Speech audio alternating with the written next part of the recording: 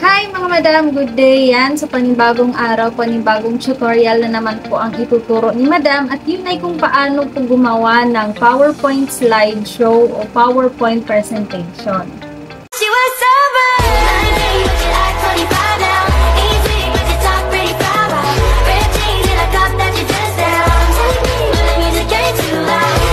So, ano nga ba ang PowerPoint? Ang PowerPoint po ay isang software application na magagamit po ng mga students, teachers, at iba pang mga government employees para po makagawa ng isang presentation na maaaring maglaman ng iba't ibang uri ng media at links.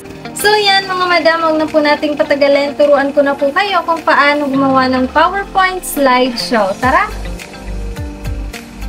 So mga madam, ang una ko pong ituturo ay kung paano maglagay ng background design sa ating PowerPoint. So yan, pumunta po tayo sa ating PowerPoint application. And kung makikita nyo po dito, sa pagka-open pa lang ng PowerPoint app, meron na pong mga naka-ready po na designs na pwede po nating gamitin. Ang kagandahan po sa mga designs dito is, lahat po ng slides magkakaroon na siya ng design. So, yan. Click lang po natin yan. Sample. Click create. And wait lang po natin. And ayan. So, kung makikita nyo, lahat ng slides meron ng mga designs. And pwede na lang po natin i-edit yung mga nakalagay na po na mga description po dyan. So, dito po pwede tayong maglagay ng presentation title natin. Halimbawa, yung Madam's Tutorial. And ayan. So, tingnan lang po natin kung ano yung magiging itsura niya. Ayan. So, yan po. Meron na tayong background design and kasama na po dyan yung mga iba pang slides po natin. Next naman po, open po ulit tayo ng PowerPoint. Ayan. So, click lang po natin yung blank presentation. So, pangalawa po tong paraan ng paglagay ng design. So, click lang po natin yung design sa taas, sa left side. Yan, so kung makikita nyo, meron na din po ditong mga ready to use na mga background designs and yun din po yung kagandahan is lahat po ng slides malalagyan po siya. Yan, so halimbawa po, piliin po natin itong design. Lagay lang po natin yung ating presentation title. Yan, Madam's Tutorial. So, yan. Meron na po tayong background design ng ating PowerPoint presentation. So, kung makikita nyo, halimbawa po yung next na slides, ayan, meron na po siyang background design din po. Next naman po, last na way para makapaglagay po tayo ng design is eto. Halimbawa, kung makikita nyo, wala pa siyang design. Kung ano po yung gusto po nating picture na ilagay na pinaka-background. So, click lang po natin yung picture, then click po natin yung gusto po nating picture na ilagay. Edit lang po natin etong picture.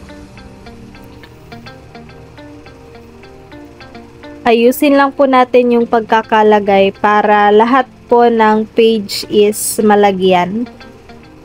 Ayan. So, and then send backward lang po natin para makapaglagay po tayo ng presentation title po natin. Ayan. And ayan na po yung ating background design na gamit po yung picture po na gusto natin.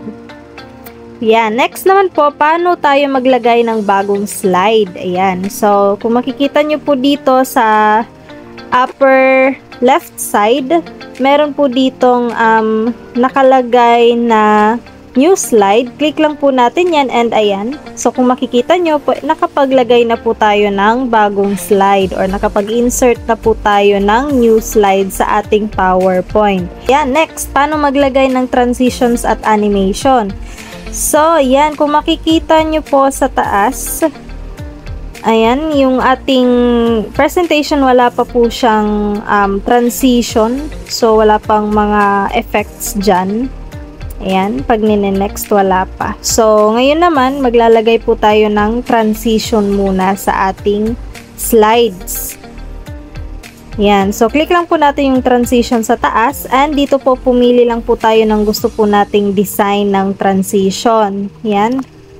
And then, yung next slide po natin, yan po yung pinili natin. So, tingnan po natin, ayan.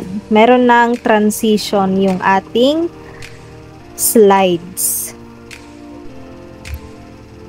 Ayan po.